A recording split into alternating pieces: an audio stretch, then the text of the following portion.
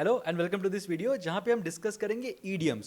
So as many of you had requested idioms के बारे में एक वीडियो सीरीज चलाएंगे जिसके अंदर this is the first set that has animals in them. तो सारे ईडियम्स इसके अंदर जो मैं डिस्कस करने वाला हूँ दैट हैज सम एनिमल और द अदर मेंशन्ड. ठीक है, तो first of all you try to figure out what all idioms और फ्रेजेस यू हैव हर्ड जहाँ पे ना कोई एनिमल का मेंशन होता है, and let me know in the comment section what is it that comes first to your mind, and फिर देखना कि वो इस वीडियो में कवर हो रहा है कि नहीं हो रहा. ठीक है, now this video can be used in two ways. The first thing is of course जहाँ पे ईडियम्स के क्वेश्चंस आते हैं ना, where in you are suppose to know the meaning of the idiom, तो या तो ईडियम देंगे और उसके मीनिंग्स देंगे and you have to figure out कि what exactly is the meaning of that particular idiom, या फिर एक मीनिंग देंगे और फिर बोलेंगे कि भाई कौन सा idiom stands for this particular thing.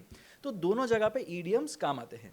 The second thing is in terms of sentence correction और in terms of grammar वाले questions जहाँ पे idioms को ना बराबर से use नहीं किया जाता. So and के जगह पे और करेंगे, in के जगह पे on करेंगे, तो ये सारी चीज़ें जो होंगी ना उनसे थोड़ा बच के रहना है. That's why you should know your idioms well. तो ये दो जगह पे idioms काम आएंगे. So without further ado, let's start with the set. Let's look at the first thing that we have. तो I'm going to show you an image. एक बार समझ लेना what the idiom is in your head and then see if your idiom matches the one that I have mentioned here on the slide. ठीक है, तो you can see an elephant, you can see some people here, they are sitting and they are not really paying attention to the elephant. ठीक है, तो हम लोग क्या बात कर रहे हैं यहाँ पे, the elephant in the room. तो एक रूम के अंदर एक एलिफेंट है. Now the elephant is a significant thing but people are not paying attention to it. तो किसी को तो बोलना पड़ता है that let's pay attention to the elephant in the room और let's talk about the elephant in the room. इसका मतलब क्या बना, एक ऑब्वियस सा प्रॉब्लम है जिसको सब लोग ना इग्नोर कर रहे हैं. They are not really very keen on mentioning it because वो शायद कॉन्ट्रोवर्शियल हो सकता है,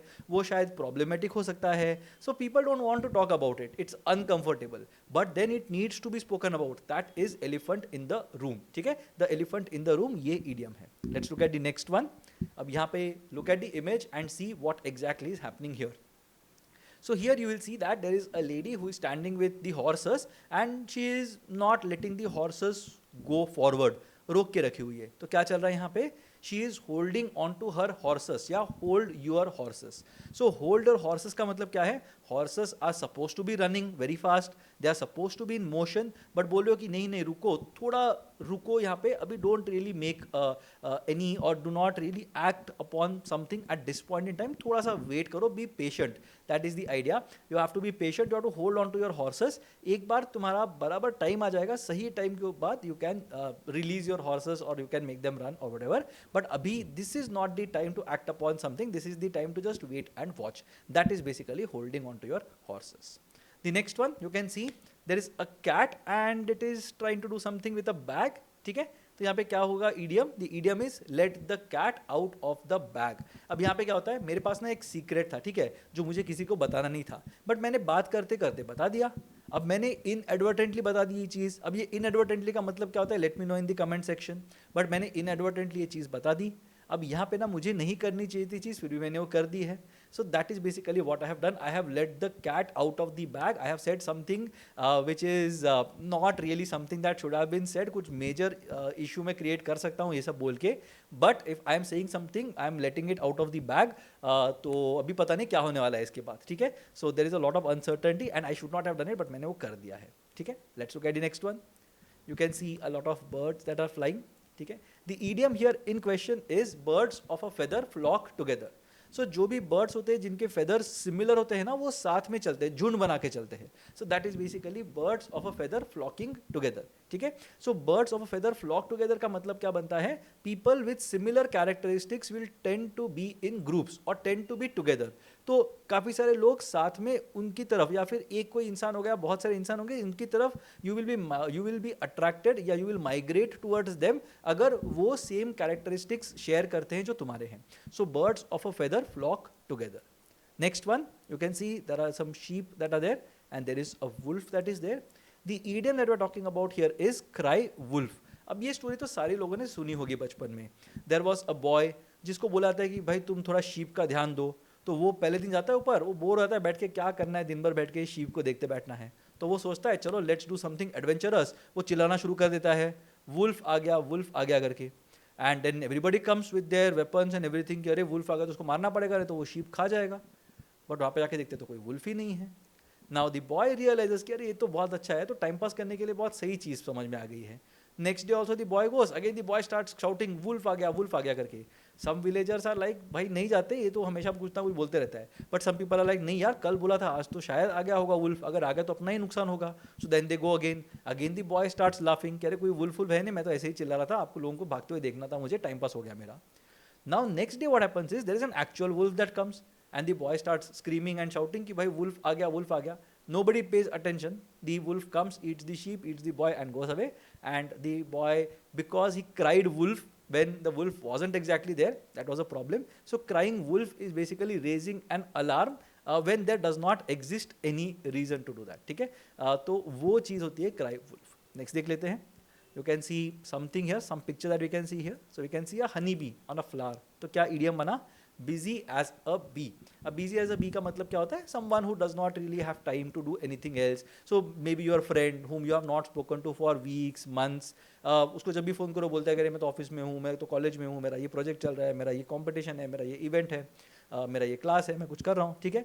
so then you are not able to touch base with that person, तो क्या बोलते हो? You are as busy as a bee. अब ये होता है सिमिली. तो सिमिली के लिए parts of speech is basically what we are looking at, and figures of speech. तो सिमिली होता है figures of speech. Parts of speech होते हैं noun, pronoun, verb, adverb and so on. ठीक है, तो if you need a small video on figures of speech, simile, metaphor क्या होता है, तो let me know in the comment section. I try to make something on figures of speech as well. ठीक है, but यहाँ पे busy as a B का मतलब someone who is extremely busy, क्योंकि बी को तो हमने कभी बैठ के रेस्ट करते हुए देखा नहीं है. बी तो हमेशा एक फ्लावर से दूसरे फ्लावर पे जाते रहता है. सो फिर then we are saying that someone is busy as a B.